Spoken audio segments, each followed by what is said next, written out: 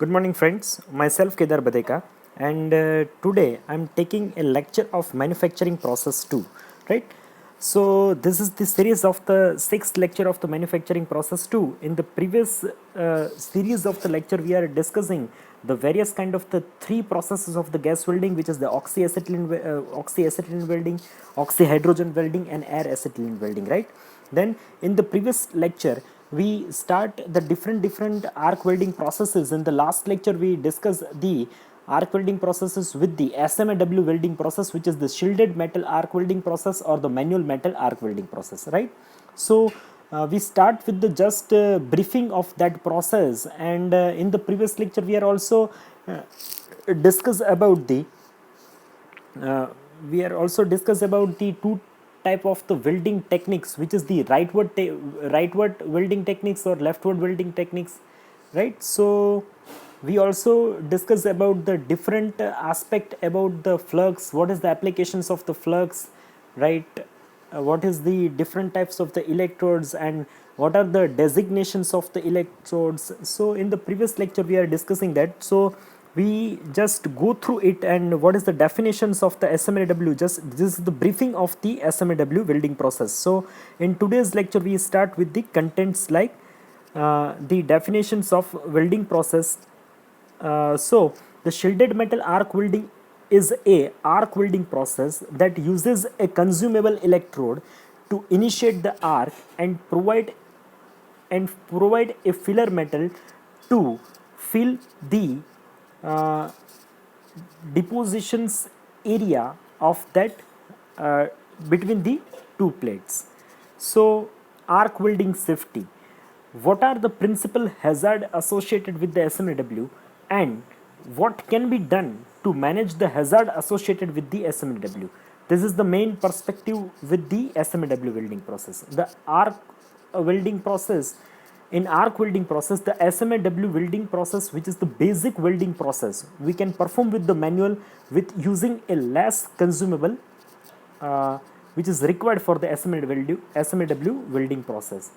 So the arc temperature over the 9000 Fahrenheit, which is melt the base metal, and the core wire, which is used as an electrode, the coating of the electrode. The high temperature which is causes some of the ingredients in the flux to form the gaseous shield. जो आपका जो electrode है, electrodes के ऊपर जो वाला coating है, वो कोटिंग जैसे वो मेल्ट होगा, जैसे वो कोटिंग मेल्ट होगा, उसमें से जो गैसेस निकलेंगे और वो गैसेस वो जो है वो एज ए शील्ड की तरीके से जो है वो मोल्टेन मेटल के ऊपर काम करेंगे, राइट? वो एटमॉस्फेयर के ऑक्सीजन और कार्बन डाइऑक्साइड और कार्बन मोनोऑक्साइड का एयर कंटामिनेशन होने से उसको बचाएंगे.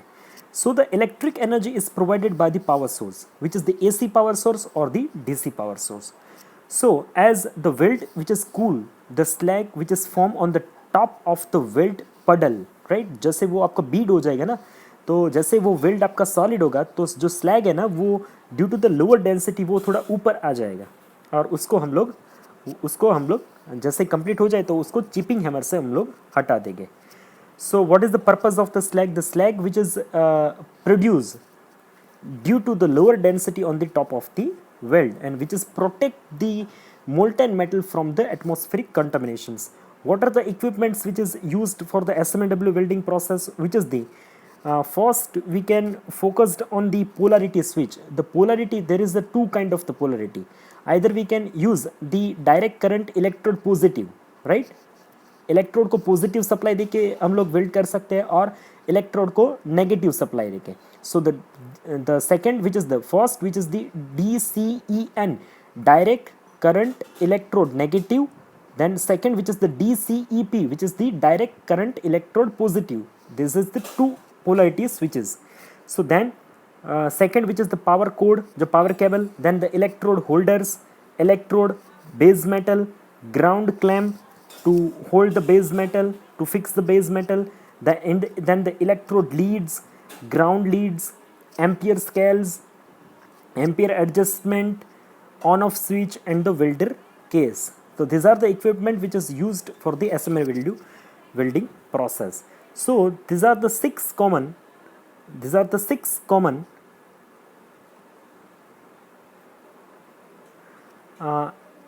SMAW power suppliers. सो हम लोग जो है वो पावर सप्लाई को यूज़ करने के लिए करंट कहाँ से प्रोड्यूस कर सकते हैं. तो हम लोग जो है वो ट्रांसफार्मर यूज़ कर सकते हैं, transformer with the rectifier use कर सकते हैं, डीसी जनरेटर यूज़ करते हैं, अल्टरनेटिव फिर यूज़ कर सकते हैं, अल्टरनेटर विद रेक्टिफायर हम लोग यूज़ कर सकते हैं, और इन्वर्टर जो है वो एज ए पावर सोर्स जो है हम लोग यूज़ कर सकते हैं. Then the initiating the arc. Arc कैसे इनिशिएट होगा? The list of the 6 steps which is initiating the arc. जो आर्क जो है इस जो पहले वाले ट्रांसफार्मर, रेक्टिफायर, डीसी जनरेटर, उसको यूज़ करके आपका इलेक्ट्रोड और आपका जो बेस मेटल है उसके बीच में एक कॉन्टेक्ट रेजिस्टेंस जो है वो क्रिएट करके हम लोग आर्क को इनिशिएट कर सकते हैं. Then the brushing methods. So hold end of the electrode about the 1/4 of the 1/2 in the above the surface, right? जैसे हमको क्या चीज़ करना है उसको थोड़ा ऊपर रखना है. lower the helmet, then gently the brush surface of the metal with the end of the electrode. When the arc is start, lift the electrode into approximately 1/8 inches. The electrode sticks. Twist it back and forth. If it does not break the loose, release the electrode from the electrode holder. Then the tapping method, उसको touch करके tap करके set up the welder. Hold the electrode at the second method to strike the arc, which is the tapping method, which is the set up the welder. Hold the electrode at the trowel, which is the angle of 1/4 to 1/2 inch of the above the metal. Quick lower the electrode until it touch to the metals and then lift it to the 1/8 inch. So the factor which is controlling for the good quality SMAW weld, which is the heat, we have to control the heat, we have to control the electrode, we have to control the electrode angle. Then the arc length, which is the arc length which is measured from the last end tip of the electrodes to the, उसका जो arc length किसको बोलते हैं? जहाँ से आपका electrode जो है, जो इसका एंड है, जैसे वहाँ से जैसे आर्क स्ट्राइक हुआ और जो फ्लैम जनरेट होते हैं, that is called as a arc length and the speed of the travel. Then the first factor which is very important in the manner of the arc welder is must produce a sufficient heat to melt the electrode, and similarly at the same time with the base metal to desired depth. Then second, what are the characteristics of the excessive heat when completing the SMAW joints? So ये जो questions है ये अभी के point of view से आपके पास इतने importance नहीं है, पर अभी जो मुझे आपको एक एज़ पर द AWS मैंने लास्ट लेक्चर में भी आपके साथ इस के बारे में जो थोड़ा डिस्कस किया था, तो वही चीज़ जो है वो आज मैं आपके लिए एक ग्राफिकल मेथड से एक लेके आया हूँ, थोड़ा सा आपको बता सकूँ कि जो इलेक्ट्रोड होता है उसका डेजिग्नेशंस और उसका क्लासिफिकेशंस कैसे होता है. तो आपने कभी कभी इलेक्ट्रोड्स देखे होंगे, राइट? और इलेक्ट्रोड के ऊपर एक नंबर लिखा होता है E6011, जैसे E7018, जैसे E7012, ऐसे नंबर लिखे होते हैं. इस नंबर के ऊपर से जो है हम उसको डेजिग्नेट कर सकते हैं, ये उसको बता सकते हैं ये किस टाइप का इलेक्ट्रोड्स है. तो यहाँ से आपको क्या चीज़ पता चलेगी? तो E that is designated as a electrode, right? E that is designated as a electrode. 60, right? 60 which is designated as a tensile strength of the completed weld. जैसे इस इलेक्ट्रोड से हम लोग वेल्ड करेंगे तो ये वेल्ड जब सॉलिड हो जाएगा तो उसका जो है वो टेंसाइल स्ट्रेंथ है वो कितना मिल सकता है, राइट? ये बताता है. Then the one which is indicated as a position, welding position. हम द वेल्डिंग पोजीशन हमने पहले लेक्चर में मैंने आपको बताई थी. What are the different welding position? That is the 1G, 2G, 3G, 4G, right? 1G which is the flat condition, 2G which is the horizontal, 3G which is vertical, 4G which is overhead, and 5G and 6G for the pipe, right? And last one which is the types of the coatings and current, right? अब coating और current जो है वो last वाला जो one जो है वो इंडिकेट करता है, यानी करंट जो है वो मैंने अभी थोड़ी देर पहले जो चीज़ आपके तो साथ जो दो चीज़ डिस्कस की थी, करंट के अंदर साथ में पोलरिटी यहाँ पे लिखी हुई है, आप देखोगे तो DCEP that is the direct current, यानी DC करंट इलेक्ट्रोड पॉजिटिव। एक नीचे वाला आप वर्ड छोड़ोगे तो उसके अंदर जो है तो ये डिफरेंट जो कोटिंग है, कोटिंग के 0 to 8 नंबर होते हैं। जैसे इलेक्ट्रोड के ऊपर मैंने आपके जैसे अगले जो प्रीवियस लेक्चर था उसमें हमने इलेक्ट्रोड के जो क्लासिफिकेशंस किए थे, तो क्लासिफिकेशंस में हमने थोड़ा डिस्कस किया क्या था किस किस टाइप्स के इलेक्ट्रोड्स होते हैं, जैसे सेल्यूलर्स इलेक्ट्रोड हो गए, आपके रूटाइल इलेक्ट्रोड हो गए, टिटानियम इलेक्ट्रोड हो गए, आयन पाउडर का कोटिंग हो गया, लो हाइड्रोजन का कोटिंग हो गया। ये जो कोटिंग होता है ऊपर जो फ्लक्स का, इसके हिसाब से उसके नंबर्स है और इसके हिसाब से जो है वो करंट और पोलरिटी जो है उसका सिलेक्शंस होता है। सपोज कि 1 नंबर है, that is the cellulose potassiums का ऊपर कोटिंग लगाया हुआ है, तो उसके अंदर जो पावर सप्लाई चाहिए, करंट चाहिए, वो AC पावर चाहिए, AC सप्लाई चाहिए, और इसमें हम लोग दोनों पोलरिटी जो है यूज़ कर सकते हैं। Direct current electrode positive use कर सकते हैं, direct current electrode negative polarity में यूज़ कर सकते हैं। ये जो क्लासिफिकेशन सिस्टम है ये AWS के ऊपर से हमने डिफाइन किया है। जैसे AWS चीज़ क्या है, यानी AWS जो है ना वो उसने ये जो क्लासिफिकेशन है वो tensile strength, welding compositions, coating, current, ये इसके ऊपर से, यानी अमेरिकन वेल्डिंग सोसाइटी ने ये पूरा क्लासिफिकेशन जो है वो पूरा बनाया है।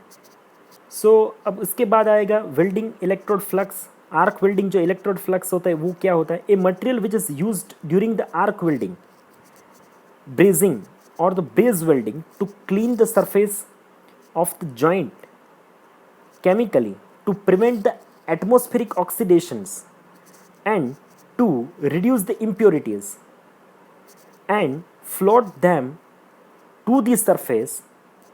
इसको ये जो है वो application, that is the applications of the flux. जो फ्लक्स है इसके बेसिक 3 काम हैं। एक तो कि ये केमिकली रिएक्ट होकर सरफेस को क्लीन कर सकता है, जॉइंट को क्लीन कर सकता है। दूसरा, मोल्टेन मेटल का एटमॉस्फेरिक कॉन्टामिनेशंस जो है उसको ऑक्सीडाइज होने से बचा सकता है, and they are also reduce the impurities, that is the applications of the flux.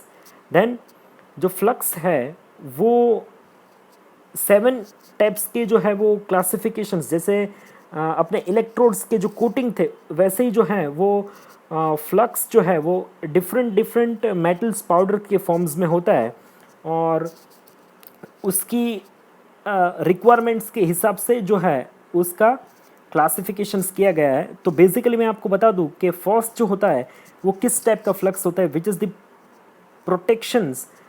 Protections from the atmospheric contaminations and the slag formers, उसका एक हो गया।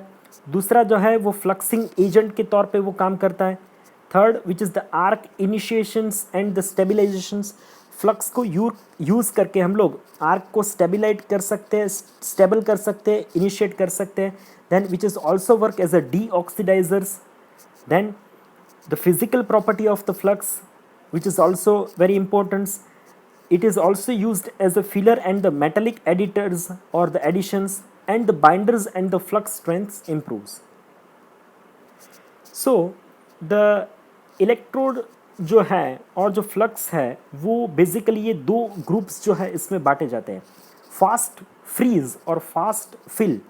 इलेक्ट्रोड और फ्लक्स ये 2 तरीके से इसका क्लासिफिकेशन होता है। एक जो है वो आपका जो लिक्विड मेटल है उसको फास्ट फ्रीज कर देगा, सॉलिड कर देगा, और एक टाइप का जो इलेक्ट्रोड जो है वो ऐसा इलेक्ट्रोड होता है जो फास्ट फिल करता है, जो आपका जो केविटी है, जो आपका 2 प्लेट के बीच का जो जगह है वो उसको हायर डिपोजिशन रेट यानी फास्ट तरीके से वो मेल्ट होके फिल होके उसको सॉलिड कंडीशंस में कन्वर्ट कर देगा। अब इसके बाद जो है अब इसी चीज़ के अंदर एक एडिशनल जो है अभी डेवलप हो चुका है, that is the fill freeze. वो फिल भी करेगा फास्ट और फ्रीज भी जल्दी कर देगा। So this is the applications और different kind of the flux and electrodes. Then the selections of the electrode size, electrode का जो साइज़ होता है वो किस हिसाब से हमें इसका सिलेक्शन करना पड़ता है।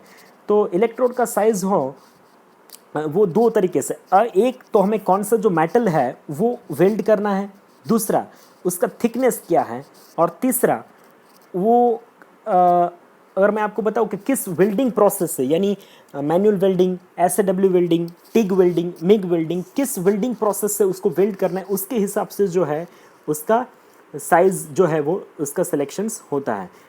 इलेक्ट्रॉन्स जो उसका जो स्टोरेज है वो काफ़ी इंपॉर्टेंट चीज़ है, क्योंकि अगर इलेक्ट्रोड जो है वो आपने यूज़ करने के बाद एटमॉस्फेयर में खुले छोड़ दिए, तो जो फ्लक्स होता है ना, जो फ्लक्स उसके ऊपर जो कोटिंग चढ़ा होता है, वो कोटिंग जो है वो काफ़ी जो है वो पोरस होता है, राइट, एक हल्का होता है। वो क्या करेगा, जो एटमॉस्फेयर के अंदर जो ह्यूमिडिटी होती है ना, ह्यूमिडिटी जो हाइड्रोजन कंटेंट होता है, वो क्या करेगा, हवा में से जो भी हाइड्रोजन कंटेंट है वो उसको एब्जॉर्ब करेगा। अब ऐसे खुले छोड़ दिए इलेक्ट्रोड हम लोग जैसे ही वेल्डिंग में यूज़ करने जाते हैं ना, तो वो फ्लक्स के साथ वो हाइड्रोजन है वो अपने मोल्टन मेटल के साथ घुस जाता है। जैसे ही वो घुस गएगा तो मोल्टन मेटल के अंदर एक पोरोसिटी, जैसा एक वैक्यूम बबल होता है ना, वो बबल जैसा जनरेट करेगा वो हाइड्रोजन। तो इसलिए इसका स्टोरेज है ना वो काफ़ी इंपॉर्टेंट चीज़ है। तो इसको हमें एक बिना वैक्यूम लगे, हवा ना लगे, ऐसे एक ओवन के अंदर जो है इसको स्टोर करना चाहिए, जहाँ पे ह्यूमिडिटी वाला जो एटमॉस्फेयर है वो ना लगे। Then the factors of the electrodes angle, electrode जो है उसका एंगल काफ़ी इम्पोर्टेंस है। आप जिस डायरेक्शंस के अंदर, हमने पहले भी ये चीज़ जो है हमने प्रीवियस लेक्चर में हमने थोड़ा इसको स्टडी करने की कोशिश की थी। जैसे आपका फॉरवर्ड टेक्निक हो गया और बैकवर्ड टेक्निक हो गया, तो बैकवर्ड और फॉरवर्ड टेक्निक्स के अंदर जो इलेक्ट्रोड्स है उसके एंगल जो है वो काफ़ी मैटर करते हैं, राइट, और किस तरीके से उसका एंगल होना चाहिए। Then the arc length, what is the arc length?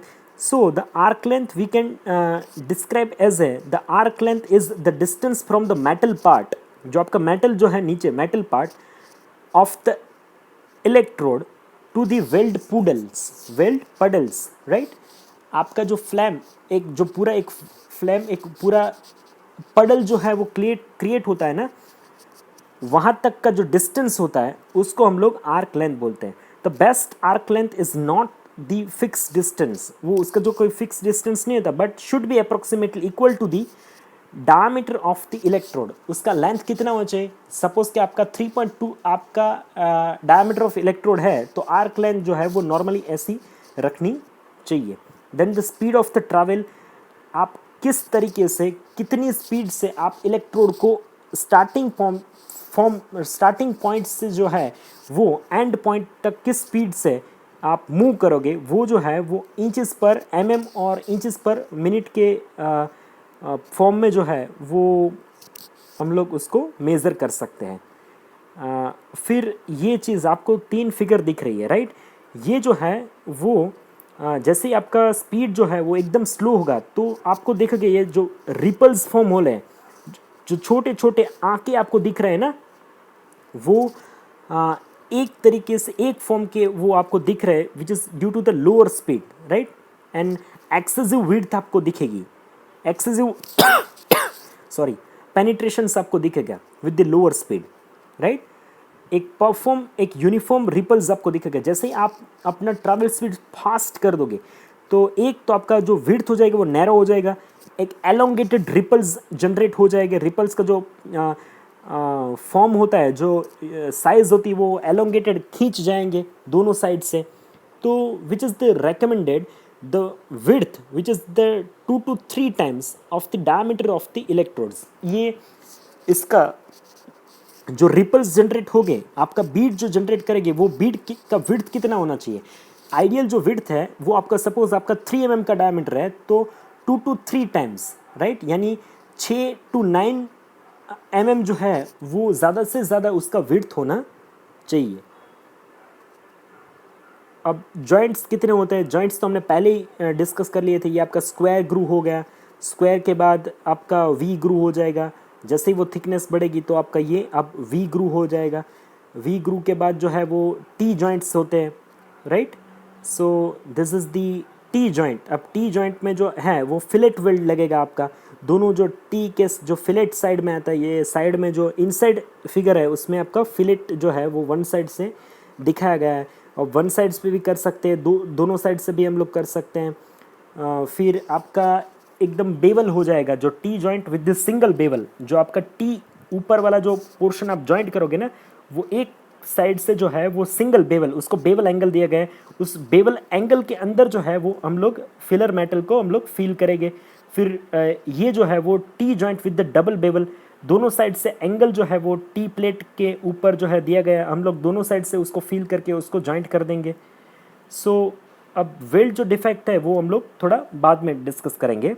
जैसे ही हम लोग सारे आर्क वेल्डिंग प्रोसेस कंप्लीट कर देंगे उसके बाद जो है वो हम लोग डिस्कस करेंगे। अब यहाँ तक जो था वो SMA वेल्डिंग प्रोसेस था। अब उसके बाद जो हमें प्रोसेस जो है वो स्टडी करनी है, वो जो प्रोसेस है वो प्रोसेस है that is the SAW welding process. Now what is happen in the SAW, अब ये चीज़ के अंदर डिफरेंस क्या चीज़ हो जाएगा, तो we will start with the introductions of the SAW process. अब हमने SMA वेल्डिंग प्रोसेस जो है वो अभी कंप्लीट की, राइट। अब जो नेक्स्ट प्रोसेस हमें जो स्टार्ट करनी है that is the SAW। SAW का मीनिंग क्या होता है, that is the submerge arc welding. Submerge यानी इसका मीनिंग क्या हो जाएगा, यानी जो इस वेल्डिंग जो है, ये टाइप का जो वेल्डिंग है, इसके अंदर जो आपका जो आर्क होगा ना, आर्क वो जो है वो फ्लक्स के अंदर मर्ज हो जाएगा, वो आपको दिखेगा नहीं, वो अंदर जो है वो मर्ज होके वेल्डिंग जो है वो आगे जो है वो ट्रैवल करेगा। That's why it is called as a submerge. जिस वेल्डिंग के अंदर उसकी जो आर्क है वो एक फ्लक्स के ब्लैंकेट के अंदर वो ढक के चलेगा, that is called as a submerge arc welding process. So we start with the introductions of the submerged arc welding process. The submerged arc welding process, which is the kind of the semi automatic type of the welding process, इसके अंदर जो है वो human effort जो है वो 50% कम हो जाएगी। ये पूरा सेमी ऑटोमेटिक है, इसके अंदर सिर्फ आपको बीड को मैनेज करने के लिए एक ह्यूमन एफर्ट्स जो है वहाँ पे चाहिए, उसके ज़्यादा जो है वहाँ पे उसका इम्पोर्टेंस नहीं है। So the submerge arc welding is a method in which the heat is required to fuse the metal which is generated by the arc form by the electric current which is passing between the electrodes and workpiece. इसके अंदर जो है वो welding कैसे होगा, इसके अंदर जो वेल्डिंग है वो आपका बेस मेटल और इलेक्ट्रोड जिसके अंदर से करंट पास होगा वो एक दूसरे को हीट करेंगे और हीट प्रोड्यूस करके उसको फ्यूज़ करके मेल्ट करके यहाँ पे दो पीसेस ऑफ मेटल के बीच जो है वो जॉइंट स्टार्ट होगा। There is a no visible arc. देखिए मैं जो चीज़ आपको बताया ना, there is a no visible arc, आप आर्क को विजिबल नहीं कर सकते, देख नहीं पाते। एंड द नो स्पार्क, आप स्पार्क भी नहीं देख पाओगे। द स्पैटर और फ्यूम्स वो भी आपको नहीं दिखेगा। The electrode is may be A solid wire और ए स्ट्रिप। अब इसके अंदर जो है, अब SMA प्रोसेस के अंदर इसके जो प्रीवियस जो प्रोसेस हमने डिस्कस की थी उसके अंदर क्या चीज़ थी कि जो छोटे छोटे जिसका लेंथ ऑफ इलेक्ट्रोड जो था वो 400 mm था। जैसे वो कंप्लीट हो जाएगा वो पूरा मेल्ट हो जाएगा, उसके बाद हम लोग दूसरा इलेक्ट्रोड लगाना पड़ेगा। अब इसके अंदर क्या चीज़ होती है कि इसके अंदर जो है वो एक पूरा एक वायर का स्पूल होता है। जैसे 15 किलो जो है वो वायर का एक पूरा स्पूल होता है, वो वायर जो है वो ऑटोमेटिकली फीड होता जाएगा, मेल्ट होता जाएगा, दूसरा वायर नीचे आता जाएगा, मेल्ट होता जाएगा, दूसरा वायर नीचे आता जाएगा। तो ये जो है यहाँ पे जो है, इसलिए ह्यूमन इन्वेंशन जो है वो कम हो जाएगा, क्योंकि वो बार बार जो इलेक्ट्रोड करने की झंझट थी वो यहाँ से निकल जाएगी। इसलिए इसको semi automatic type of welding बोलते हैं। इसके अंदर हम लोग सॉलिड वायर जो कॉपर कोटेड होता है वो, और इसके अलावा जो है वो हम लोग स्ट्रिप भी यूज़ कर सकते हैं। The SMA is a mechanized process, ये जो मैंने आपको सेमी ऑटोमेटिक बताया। सो अब ये आपके सामने जो फिगर है वो फिगर के अंदर जो है वो पूरा प्रोसेस जो है एक ओरिजिनल जो SMA बूम वेल्डिंग मशीन्स होता है ना, इसका ये पूरा इमेज है। सो आपको पहले वाले इमेज के अंदर ऊपर एक गोल सा चक्कर दिख रहा है जिसके अंदर जो 4 होल बड़े होल दिख रहे हैं, राइट। वो जो है वो वायर स्पूल है, राइट। वो जो आपको दिख रहा है ना वो वायर स्पूल है।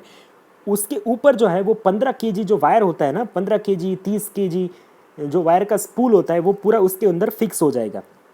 फिर वहाँ से उसको खींच के आप एक कंट्रोलर जैसा दिख रहा है वाइट कलर का कंट्रोलर, वो कंट्रोलर में से वायर जो है वो नीचे एक ग्रीन कलर का जो आपको नोज़ल दिख रहा है, वो नोज़ल के थ्रू जो वायर जो है वो आ जाएगा। अब वो वायर जो है वो दो मेटल जो आपका जैसे वी ग्रू हो गया, तो वी ग्रू के बीच जो है वो एग्जैक्ट आपको सेट करके फिर पावर सप्लाई आपको स्टार्ट करना है। अब साथ में आपको दूसरे वाले फिगर में आपको बताऊँ तो दूसरे वाले फिगर में आपको थोड़ा ज़्यादा क्लियर हो जाएगा कि आप देखोगे तो एक 3 जो है वो नोज़ल आपको दिख रही है, 3 नोज़ल दिख रही है, राइट। और इसके साइड में एक कॉपर का आपको नोज़ल दिख रहा है।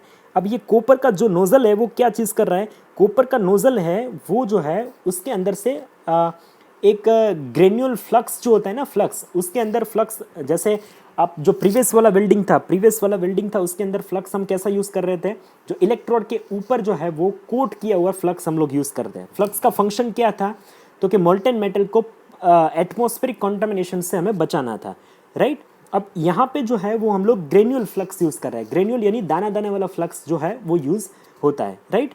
अब ये जो है वो कॉपर वाले जो ट्यूब जो आपको दिख रहे हैं उसमें से फ्लक्स जो है वो नीचे गिरता चले जाएगा, और पीछे वाली जो 3 आपको छोटे छोटे जो वायर दिख रहे हैं वो नोज़ल है। नोज़ल में से कॉपर का, जैसे आपको इलेक्ट्रोड का डायमीटर होता है, यहाँ पे भी डायमीटर्स होता है, जैसे आपका 3 mm का डायमीटर हो गया, 6 mm का डायमीटर हो गया, 7 mm का डायमीटर, मैक्सिमम 8 mm के डायमीटर के जो वायर जो होते हैं कॉपर कोटेड वायर इस SAW वेल्डिंग प्रोसेस में यूज़ होते हैं। यानी फ्लक्स आगे गिरता चले जाए, उसके बाद जो है वो फ्लक्स के आपको दिखेगा एक छोटा सा एक जैसे गड्ढा जैसा बन जाता है ना, गड्ढा जैसा आपको थोड़ा थोड़ा दिख रहा है, उसके बीच उसके पीछे जो है वो आपका जो वायर है वो दो मेटल के बीच जो है वो स्ट्राइक करके पीछे पीछे चला जाएगा। यानी ये जो फ्लक्स के अंदर जो है वो आपका स्पार्क, आपका आर्क जो है वो इनविजिबल रहेगा, आपको दिखेगा नहीं। और जैसे ही वो आपके अंदर का जो मेटल है वो सॉलिड हो जाएगा तो फ्लक्स जो है वो उसके ऊपर एक कवर बना देगा। जैसे ही वो वेल्डिंग सॉलिड हो जाएगा तो फ्लक्स का कवर आप जैसे ही चिपिंग हैमर से उसको स्ट्राइक करोगे वो तो पूरा टूट जाएगा, और उसके नीचे जो है वो आपका फ्यूज़ हुआ सॉलिड मेटल जो है वो आपको दिखेगा। सो this is the process of the SAW welding process. तो हम लोग प्रोसेस को थोड़ा देखने की कोशिश कर रहे हैं। The molten metal and the arc zone are protected from the atmospheric contaminations by being submerged under a blanket of the granule fusible flux जो मैंने आपको अभी बताया। The flux which is consist of like the silica, manganese oxide, calcium fluorides and other compounds जो जिसका density काफ़ी कम होता है, काफ़ी हल्के होते हैं। When the molten, the flux which is become the conductive and provide a current path between the electrodes and the work. This thick layer of the flux is completely cover the molten metal. ये पूरा जो है वो molten metal जो liquid metal है उसको flux जो है वो उसको cover कर देगा।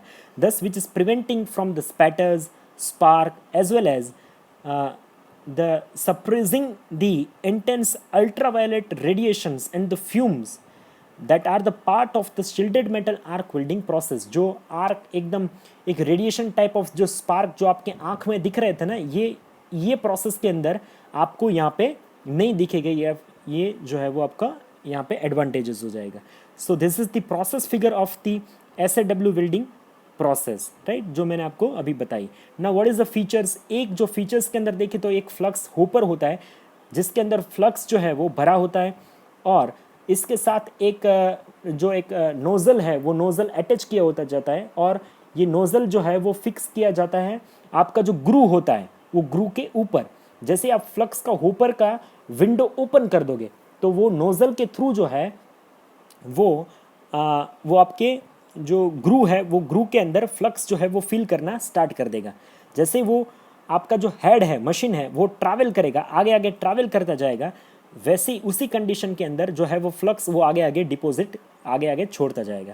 देन द वेल्डिंग हेड के अंदर जो है वो it is feed the flux and the filler metals to the welded joint electrode. The filler metal which is get as a energized here, वहाँ पे जो है वो पावर सप्लाई के थ्रू जो है वो इलेक्ट्रोड जो है वो एनर्जाइज्ड होता है और स्ट्राइक करता है। देन द फ्लक्स, जो एक ग्रेन्यूल फॉर्म में जो फ्लक्स होता है वो उसका बेसिक पर्सपेक्टिव जो है वो क्या पर्सपेक्टिव है कि आपका मोल्टेन मेटल का एटमॉस्फेरिक कॉन्टामिनेशंस होने से वो आपको बचाता है और एक सॉलिड वेल्ड को जो जनरेट करता है। देन इलेक्ट्रोड के फॉर्म में यहाँ पे जो है वो फिलर वायर जो है वो यूज़ होता है। नॉर्मली ये जो है वो 1.6 mm से 6 mm तक के डायमीटर्स के अंदर जो है वो अवेलेबल होते हैं। नॉर्मली ये स्टील या स्टेनलेस स्टील के होते हैं। इसके ऊपर जो है वो कॉपर और निकल का जो है वो कोटिंग किया हुआ होता है, जिससे वो इसका स्टोर करने में काफ़ी आसानी मिले और इसके ऊपर जो स्टील के ऊपर जो कोरोजन वाला जो प्रॉब्लम है वो कॉपर कोटिंग से उसको कोरोजन वाला हम लोग प्रॉब्लम से उसको बचा सकते हैं। और कॉपर जो है वो इलेक्ट्रिक स्टार्क में जो कॉपर है वो काफ़ी कंडक्टिव मटेरियल, तो स्ट्राइक जनरेट करने में काफ़ी ईजी रहता है। देन अब इसमें कितने पावर सप्लाईज चाहिए, तो करंट आप देखोगे तो 100 to 360 एम्पियर्स का करंट चाहिए। वायर इन वन मेल्टेन पूल, एक वन मोल्टेन पूल के अंदर जो वायर है वो 1 to 6 mm जो है उसका डायमीटर्स रहता है। वोल्टेज कितने चाहिए, 25 to 50 वोल्ट्स चाहिए। स्पीड आप 30 to 350 सेंटीमीटर पर मिनट जो है वो स्पीड से आप उसके हेड को ट्रैवल करवा सकते हैं। और इस प्रोसेस के अंदर जो है वो डिपोजिशन रेट है वो 2 to 100 kg पर हावर, 1 घंटे के अंदर जो है आप 2 किलो से लेके 100 किलो तक जो है वो वेल्ड मेटल वहाँ पे डिपॉजिट कर सकते हैं, उसको सॉलिड कर सकते हैं। अब ये जो एसएडब्ल्यू वेल्डिंग प्रोसेस है वो बेसिकली जो है वो इतने टाइप्स के होते हैं। Single wire, then twin wire जिसके अंदर 2 फिलर वायर साथ में आते हैं, फिर टेंडम हो गए जिसके अंदर मल्टीपल वायर्स होते हैं, देन टेंडम ट्विन हो जाएगा और मल्टी वायर। इतने 5 टाइप्स के अंदर जो है वो एसएडब्ल्यू, ये जो टाइप्स जो है ना वो सारे किसके बेस के ऊपर इसका क्लासिफिकेशन हुआ है।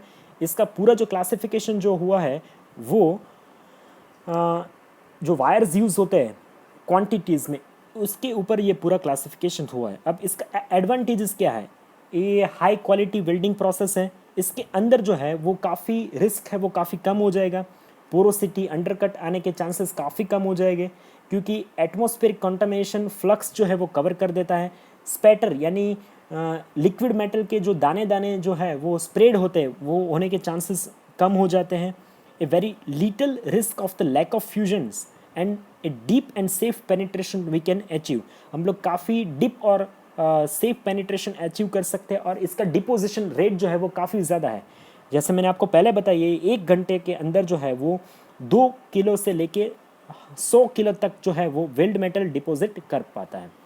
अब इसके एडवांटेजेस क्या है, high thermal efficiency, there is a no radiation due to the flux blanket, high welding speed are possibles, deep deposition rate is possible and low distortion, ये मेटल को डिस्टोर्ट होने नहीं देता।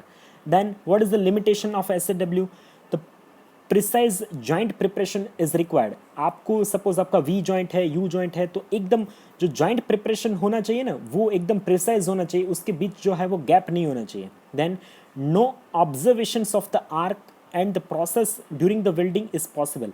आप आर्क को देख नहीं पाते, यानी अगर सपोज कि आपका जो वायर है वो छोटा सा हल्का सा अगर बेंट हो गया तो आप जो एग्जैक्ट जगह पे उसको डिपॉजिट करना चाहते हो वहाँ पे नहीं होगा, क्योंकि आप जो है वो आर्क को देख नहीं पाए, कहाँ पे डिपॉजिट हो रहा है वो देख नहीं पाते हो, क्योंकि वो अंदर जो भी कुछ हो रहा है वो फ्लक्स के एक ब्लैंकेट के अंदर हो रहा है, राइट।